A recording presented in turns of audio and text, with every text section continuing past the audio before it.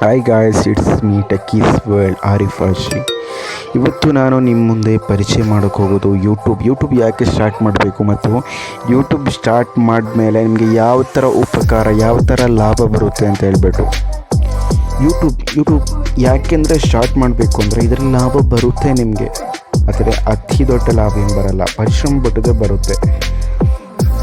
ಮತ್ತು YouTube start ಮಾಡುವಾಗ ನಿಮ್ಮ ಕ್ವಾಲಿಟಿ ಆಗಬೇಡ್ದು ವೀಡಿಯೋದು, ಅಥವಾ ನಿಮ್ಮ ಲಿಮಿಟ್ ಇರ್ಬೋದು, ಅಥವಾ ನಿಮ್ಮ ಆ್ಯಡ್ಸ್ ಇರ್ಬೋದು, ಈ ಥರದಿಂದ ನಿಮಗೆ ದುಡ್ಡು ಬರುತ್ತೆ. ಮತ್ತು ಅತಿಯಾಗಿ ಫಸ್ಟ್ ಆಫ್ ಆಲ್ ಹೇಳ್ತೀನಿ, ಅತಿಯಾಗಿ ವ್ಯೂಸ್ಗಾಗಿ ಅಥವಾ ನಿಮ್ಮ ವೀಡಿಯೋಕ್ಕೆ ಲೈಕ್ಗಾಗಿ ಅಥವಾ ನಿಮ್ಮ ಸಬ್ಸ್ಕ್ರೈಬ್ಗಾಗಿ, ನಿಮ್ಮ ಚಾನೆಲ್ ಸಪೋರ್ಟ್ಗಾಗಲಿ ಮತ್ತೊಬ್ಬರ ಜೊತೆ ಬೆಗ್ ಮಾಡೋಕ್ಕೆ ಹೋಗಬೇಡಿ.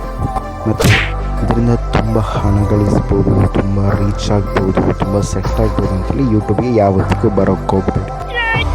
ಆ ಥರ ಸೋಷಿಯಲ್ ಮೀಡಿಯಾ ಆ್ಯಪ್ ಅಲ್ಲ ಇದು, ಬರುತ್ತೆ ಆದರೆ ಕಷ್ಟಪಡಬೇಕು. ಮತ್ತು ನಿಮ್ಮ ವೀಡಿಯೋ ಮಾಡುವಾಗ ಇವಾಗ ಪ್ಲೇ ಸ್ಟೋರಲ್ಲಿ ಎಷ್ಟು ಆ್ಯಪ್ಗಳಿದೆ. ಸಣ್ಣ ಆಂಡ್ರಾಯ್ಡ್ ಮೊಬೈಲಲ್ಲೇ ತುಂಬ ಕ್ಯಾಮ್ರಾ ಬೇಕು, DSLR ಬೇಕು, ಲ್ಯಾಪ್ಟಾಪ್ ಬೇಕು, ಕಂಪ್ಯೂಟರ್ ಬೇಕು, ಇದೇನಿಲ್ಲ. ನಿಮ್ಮ ಕೈಯಲ್ಲಿರುವ ಚಿಕ್ಕ ಮೊಬೈಲ್ ಆಂಡ್ರಾಯ್ಡ್ ಇದ್ದರೆ, ಒಳ್ಳೆ ಕ್ಲಾರಿಟಿ ಇರುವ ಒಂದು ಆಂಡ್ರಾಯ್ಡ್ ಮೊಬೈಲ್ ಇದ್ದರೆ ಅದರಲ್ಲೇ ನೀವು ಯೂಟ್ಯೂಬ್ ಚಾನೆಲ್ ಸ್ಟಾರ್ಟ್ ಮಾಡ್ಬೋದು ಮತ್ತು ನಿಮಗೆ ಏನು ಮಾಡ್ಬೋದು ಮನಿ. ಇವಾಗ ನಾನು ಕೂಡ ಆಂಡ್ರಾಯ್ಡ್ ಮೊಬೈಲಲ್ಲೇ ಶೂಟ್ ಮಾಡ್ತಾ ಇದ್ದೀನಿ. 100% ಸುಳ್ಳು ಹೇಳ್ತಾ ಇಲ್ಲ, ನಿಜವಾಗ್ಲೂ ನಾನು ಆಂಡ್ರಾಯ್ಡ್ ಮೊಬೈಲಲ್ಲೇ ಶೂಟ್ ಮಾಡ್ತಾ ಇದ್ದೀನಿ. ಗಾಯ್ಸ್, ಮತ್ತೊಂದು ವಿಷಯ, ಯಾವತ್ತಿಗೂ ಕೂಡ 3-2 ಮಂತ್ಸ್ ಆದಮೇಲೆ ಯಾವತ್ತಿಗೂ ಕೂಡ ವೀಡಿಯೋನ ಸ್ಟಾಪ್ ಮಾಡಬೇಡಿ. ನನಗೆ ವ್ಯೂಸ್ ಸಿಕ್ಕಿಲ್ಲ, ಲೈಕ್ ಸಿಕ್ಕಿಲ್ಲ, ಸಬ್ಸ್ಕ್ರೈಬ್ ಇನ್ನೂ ಆಗಿಲ್ಲ ಅಂತೇಳಿ ಯಾವತ್ತಿಗೂ ಸ್ಟಾಪ್ ಮಾಡಬೇಡಿ. ಮತ್ತು ಯಾರತ್ರೂ ಕೂಡ ಸಬ್ಸ್ಕ್ರೈಬ್ಗಾಗಿ, ಲೈಕ್ಗಾಗಿ ಒಬ್ಬರ ಜೊತೆ ಕಾಲು ಹಿಡಿಯೋದು ಪ್ಲೀಸ್ ಅಂತ ಹೇಳ್ಬಿಡಿ, ಅವರನ್ನು ಇರಿಟೇಟ್ ಮಾಡ್ಬೋದು. ಈ ಥರ ಯಾವತ್ತಿಗೂ ಮಾಡಬೇಡಿ. ಯಾಕೆಂದರೆ ನೀವು ಇರಿಟೇಟ್ ಮಾಡಿದರೆ ಅವರು ಸಬ್ಸ್ಕ್ರೈಬ್ ನಿಮ್ಮ ಇರಿಟೇಷನ್ ತಾಳಲಾರದೆ, ಅವರು ನಿಮ್ಮ ಪ್ರಾಬ್ಲಮ್ ತಾಳಲಾರದೆ ಅವರು ಸಬ್ಸ್ಕ್ರೈಬ್ ಲೈಕ್ ಮಾಡ್ತಾರೆ, ಮತ್ತು ಅವರು ಅನ್ಲೈಕ್ ಮಾಡೇ ಮಾಡ್ತಾರೆ ಅವರು. ಯಾಕೆಂದರೆ ನಿಮ್ಮ ಇಷ್ಟಪಟ್ಬಿಟ್ಟು ನೀವು ವೀಡಿಯೋ ಸ್ಟಾರ್ಟ್ ಮಾಡುವಾಗ ಒಂದು ಸ್ಟೇಟಸ್ ಹಾಕ್ಬಿಡಿ, ನಾನು ಈ ಥರ ಮಾಡ್ತಿದ್ದೀನಿ, ನನ್ನ ಸಪೋರ್ಟ್ ಮಾಡಬೇಡಿ ಅಂತ ಒಂದು ಸ್ಟೇಟಸ್ ಹಾಕ್ಬಿಡಿ. ಆದರೆ ಇಷ್ಟ ಇದ್ದವರು ಸಪೋರ್ಟ್ ಮಾಡ್ತಾರೆ, ಇಲ್ಲದವರು ಬಿಟ್ಬಿಡ್ತಾರೆ. ಯಾವ್ದ್ರ ಕೂಡ ಕಾಲು ಹಿಡಬೇಡಿ, ರಿಕ್ವೆಸ್ಟ್ ಮಾಡಬೇಡಿ, ಪ್ರಾಬ್ಲಮ್ ಮಾಡಬೇಡಿ. ಮತ್ತು ನಿಮ್ಮ ರೀಚ್ ಆಗುತ್ತೆ.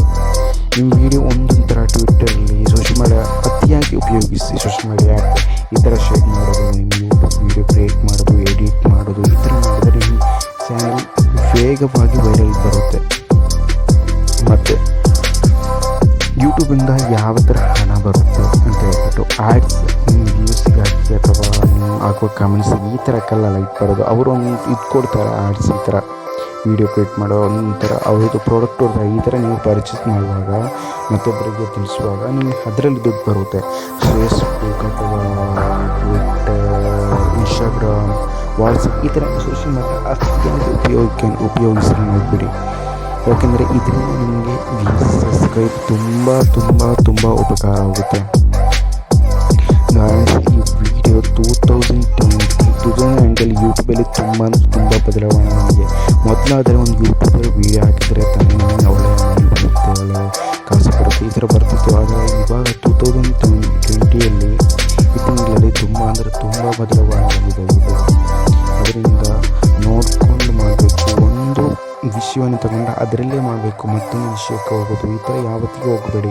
ಒಂದು ವಿಷಯ ನೀವು ಟಾರ್ಗೆಟ್ ತಗೊಂಡ್ರೆ ಅದರಲ್ಲೇ ಫೋನ್ ಬಗ್ಗೆನ, ಟೆಕ್ನಿಕ್ ಬಗ್ಗೆನ ಒಂದರಲ್ಲೇ ತಗೊಂಡು ಅದಕ್ಕೆ ಫ್ಯಾಷನ್ ಸೇರಿಸೋದು ಈ ಥರ ಮಾಡಿದ್ರೆ ಯಾವತ್ತಿಗೂ ನಿಮ್ಮ ಚಾನಲ್ ರೀಚ್ ಮಾಡಲ್ಲ. ಈ ವಿಡಿಯೋ ನಿಮಗೆ ಇಷ್ಟವಾದರೆ ಸಬ್ಸ್ಕ್ರೈಬ್ ಮತ್ತು ಲೈಕ್ ಮಾಡೋಕ್ಕೆ ಮರಿಬೇಡಿ. Thank you so much.